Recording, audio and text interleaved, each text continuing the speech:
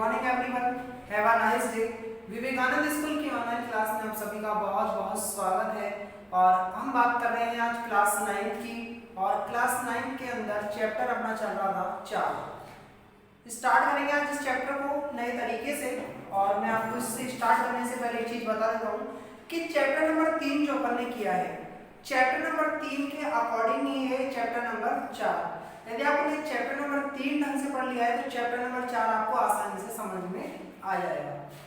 Chapter number 4 के अंदर पहले अपन बात करेंगे, चैप्टर नंबर 4 का नाम है परमाणु की संरचना, structure of the atom. English में क्या बोलेंगे अपन? स्ट्रक्चर ऑफ द एटम, परमाणु की संरचना। जो परमाणु की संरचना है उसके बारे में भी अपन बात करें कि परमाणु की संरचना क्या होती है। जैसा कि आपने पिछली क्लास के पिछले चैप्टर के अंदर पढ़ा था कि डाल्टन की अभिग्रही, तो डाल्टन ने जो अभिग्रहित दिए थे वो इलेक्ट्रॉन और प्रोटॉन की खोज होने के बाद में वो गलत साबित हो गए।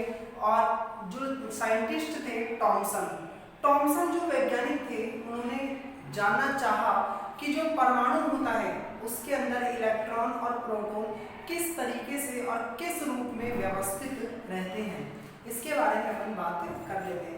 तो ये जो परमाणु की संरचना के बारे में, परमाणु की संरचना में इलेक्ट्रॉन और प्रोटॉन किस तरीके से व्यवस्थित होते हैं, इसके इच्छुक जो साइंटिस्ट थे, बहुत सारे वैज्ञानिकों ने प्रयोग किया, लेकिन एक साइंटिस्ट इसको अच्छे तरीके से समझाने में सफल हुए, जिनका नाम है टॉमसन।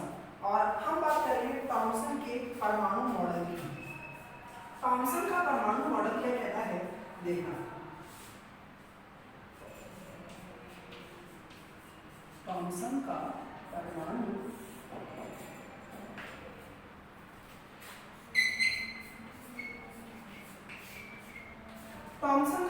मॉडल क्या कहता है? इनके अनुसार जो परमाणु है की संरचनाओं के संबंधित इन्होंने एक मॉडल प्रस्तुत किया था जो क्रिसमस केक की तरह था। जैसे हम बात कर सकते हैं कि जो परमाणु के अंदर इलेक्ट्रॉन होते हैं, वो इलेक्ट्रॉन क्रिसमस केक के अंदर जो केक होता है उसके ऊपर सूखे मेवे के रूप में इन्होंने प्रयोग किया। और इस मॉडल को इन्होंने नाम दिया थॉमसन का परमाणु मॉडल। ठीक है, ये आपके क्लास 10th में भी आएगा और ये एग्जाम की दृष्टि से भी मोस्ट इंपॉर्टेंट टॉपिक है। ठीक है, थॉमसन का जो परमाणु मॉडल है वो ये कहता है कि जो परमाणु है वो एक धनावेशित गोला होता है। ठीक है, अब देखो वैसे हम तरबूज की सहायता से समझेंगे। आपने देखा होगा कि जो परमाणु होता है, परमाणु के अंदर क्या होता है? धनावेश भी होते हैं और ऋणावेश भी होते हैं। ऋणावेश को अपन बोलते हैं इलेक्ट्रॉन और जो धनावेश होते हैं उनको अपन क्या बोलते हैं? प्रोटॉन। ठीक है, जो तरबूज है, तरबूज जो है वो पूरा परमाणु है। और तरबूज के अंदर जो लाल भाग होता है, तरबूज का लाल भाग तो कैसा है? धनावेशित है, अर्थात प्रोटॉन है।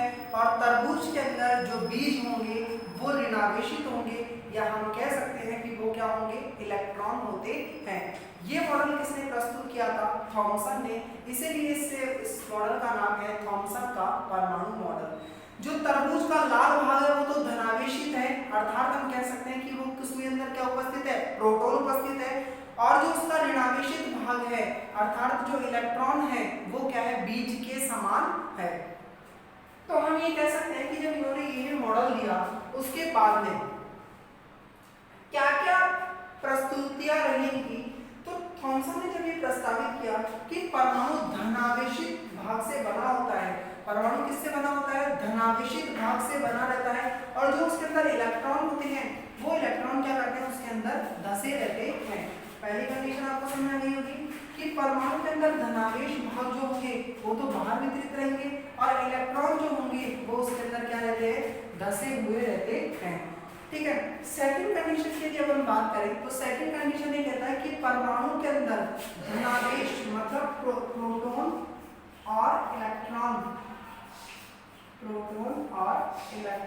की संख्या बराबर होती है।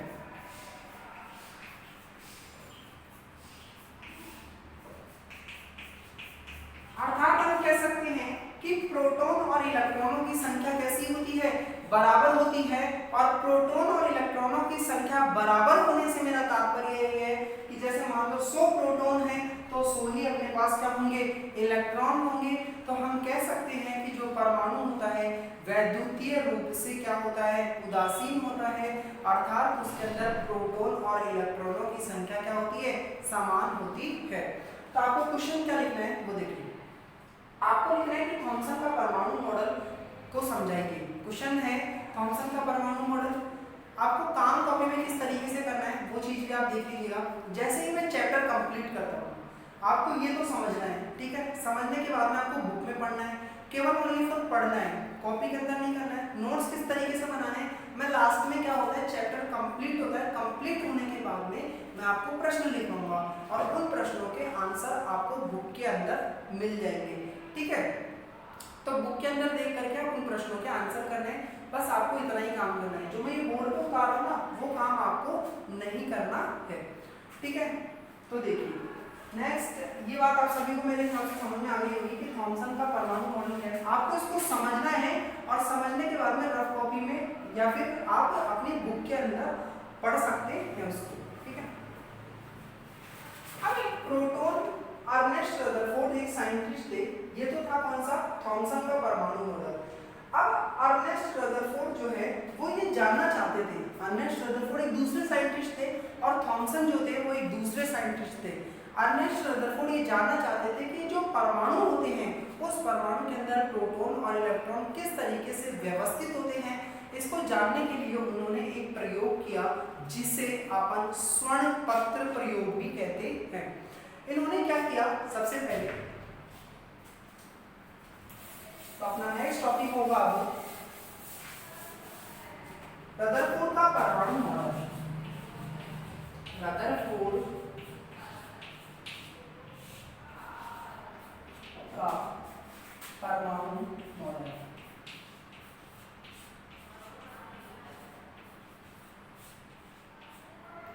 इसके इस मॉडल की पूरी डिटेल आपकी बुक के अंदर दे रखी है और अपना चैप्टर नंबर 4 है, वहां पर ये बुक के अंदर आपको मिल जाएगी।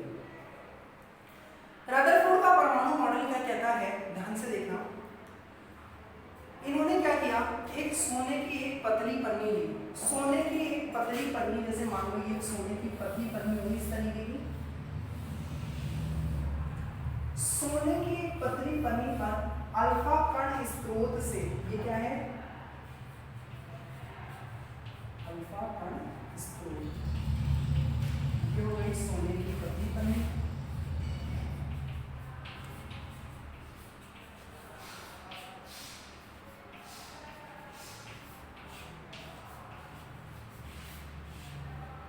इन्होंने क्या किया, एक सोने की पतली पन्नी ली और सोने की पतली पन्नी पर अल्फा कण स्रोत से इस पन्नी पर क्या कराई, बमबारी कराई।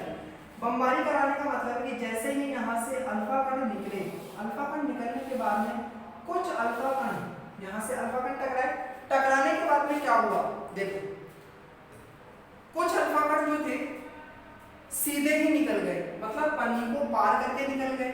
कुछ अल्फा कण कुछ बहुत कम कोण पर क्या हुए, विक्षेपित हुए। कुछ अल्फा कण क्या हुए, बहुत कम कोण पर विक्षेपित हुए और कुछ अल्फा कण 12,000 में से एक अल्फा कण इस पन्नी से टकराकर और वापस क्या हुआ, रिटर्न आ गया, वापस दोबारा उसी दिशा के अंदर आ जाता है। तीन बातें बताई मैंने कि कुछ अल्फा कण इस पन्नी से टकराए, टकरा करके कुछ अंश पर कुछ कोण पर विक्षेपित हुए और कुछ अल्फा कण पन्नी को पार करके निकल गए और कुछ अल्फा कण 12,000 में से एक अल्फा कण जो था, एक या दो अल्फा कण जो थे वो इस पन्नी से टकराए और टकराने के बाद में वापस उसी दिशा के अंदर आ जाते हैं। तो इससे अर्नेस्ट रदरफोर्ड ने क्या प्रस्तावित किया और क्या निष्कर्ष निकाला वो आपको देखना है। तो इन्होंने ये निष्कर्ष निकाला कि आपको एक चीज और बता दूं कि उन्होंने सोने की पतली पन्नी ही क्यों ली, आप इस चीज को बता सकते हैं। सोने की पतली पन्नी का जो आकार था वो था 10⁻⁷ मीटर अपन कह सकते हैं, या अपन इसको 100 नैनोमीटर के रूप में भी लिख सकते हैं। इसका आकार क्या था, पतला था। अल्फा कण स्रोत का ही क्यों उपयोग किया, क्योंकि इनकी जो ऊर्जा थी वो क्या थी, अधिकतम थी, ज्यादा थी, ठीक है। अब देखो इन्होंने क्या किया, सबसे पहले इन्होंने निष्कर्ष निकाला, ये काम करने के बाद में इन्होंने ये प्रयोग करने के बाद में इन्होंने निष्कर्ष निकाला कि अधिकांश परमाणु के भीतर का जो अधिकांश भाग क्या होता है, खाली होता है, क्योंकि अल्फा कण जो है बिना विक्षेपित हुए सीधे ही निकल गए थे पहली कंडीशन में, बिना विक्षेपित हुए सीधे ही कण निकल गए थे। इसका निष्कर्ष ये निकला कि परमाणु का अधिकांश भाग कैसा होता है, खोखला होता है।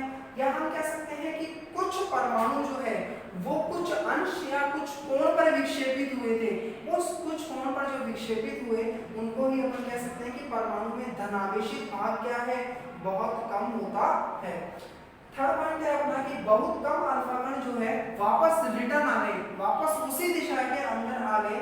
तो इससे यह निष्कर्ष निकला कि परमाणु के भीतर बहुत कम आयतन में धनावेशित भाग और द्रव्यमान सीमित होते हैं। बहुत कम आयतन में धनावेश और उनका द्रव्यमान सीमित होता है। अब इसके जो नेक्स्ट कंडीशन थी कि रदरफोर्ड की जो कमियां रह गई थी, इसके अंदर है रदरफोर्ड की कमियां।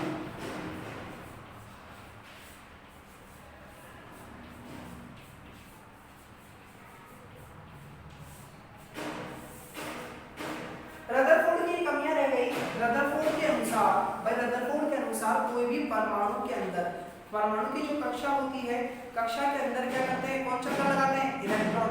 जो इलेक्ट्रॉन चक्कर लगाते हैं तो कुछ समय पश्चात में उनकी ऊर्जा क्या हो जाती है, कम हो जाती है, और एक समय ऐसा आएगा कि वो इलेक्ट्रॉन क्या होगा, गिर जाएगा। लेकिन ऐसा संभव नहीं होता है। उसमें रदरफोर्ड ने बताया कि लगातार परमाणु के चारों ओर इलेक्ट्रॉन क्या होते हैं, चक्कर लगाते रहते हैं। ये रदरफोर्ड की कमियां हुई। अब देखो आपको करना कैसे है, दो क्वेश्चन लिखना है, मैं यहाँ पर लिख देता हूँ अभी आपको। दो क्वेश्चन आपको घर से करने हैं कॉपी के अंदर, ठीक है। ये आपको नहीं उतारना है, मैं वापस बोल रहा हूँ, ये आपको बोर्ड पे जो लिखा हुआ है वो नहीं उतारना है। जो मैं क्वेश्चन यहाँ बताऊंगा आपको वो आपको करने हैं। मैं लिख रहा हूँ दो क्वेश्चन।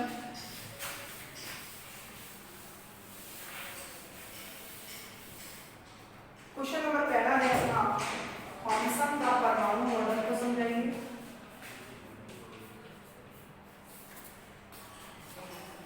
थॉमसन के परमाणु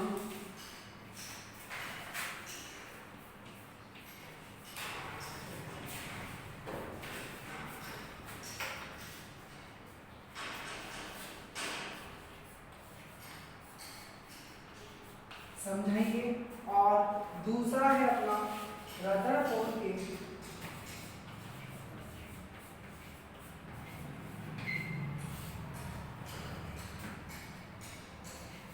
रदरफोर्ड का परमाणु मॉडल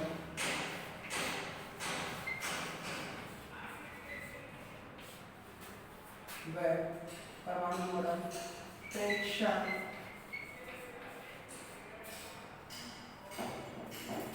वह कमियां लिखिए।